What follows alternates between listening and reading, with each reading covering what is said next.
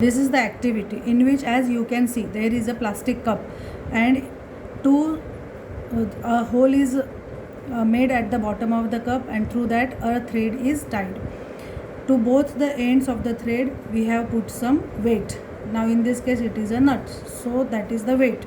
Now when we put it on the table and put one end of the thread here, as you can see in this figure A, where will be the displacement? The nut is in, one nut is in the cup, so that nut is not applying any force, but the another one which is hanging down on the table, what will happen here? There will be the displacement, right? So the cup will get displaced in this direction. The force is applied in this direction, means the direction of the force applied and the displacement by the cup, they are in the same direction. So in this case positive work is done. Then in this figure, now here what is done? A ruler is kept in between, like in case of the car that we have studied earlier. Brakes are applied, the direction of displacement is this, and here the force is applied. So in this case what happens? The direction of the force applied and the displacement, they are opposite, and then here there will be, you will see that the cup stops moving, it will not move further, and in this case the angle is 180 degrees because the direction of force applied and the displacement are opposite, and so the angle is 180 degree and it will be a negative work.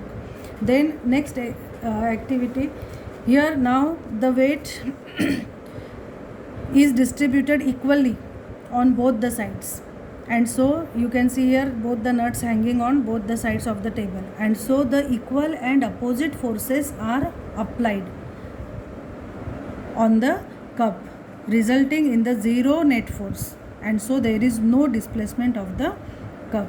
The directions are equal and opposite of the applied force, and that and thus the net force is zero and no work is done in this case. So it is clear from this example that unless an unbalanced force is there, no displacement is caused. So here questions are there, we can answer them. Why does the cup get pulled in figure A? Because the applied force is greater than the frictional force that the cup, and that's why the cup is pulled. It is on the table, so there is the friction between the moving object and the surface, and when this force is greater, then only it is moving. And so in case 1, figure A, the applied force is greater than the frictional force between the moving cup and the table surface, and so then the cup gets pulled.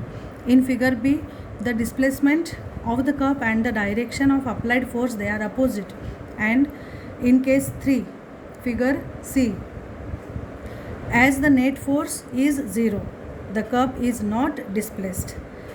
And question number 4 is that what type of work is done in A, B and C? In figure A, we see positive work is done, figure B, negative work is done, and in figure C, zero work is done. And from this what we can conclude, or what is the relation between the applied force and the displacement? We can say that the unbalanced force is causing displacement of that object.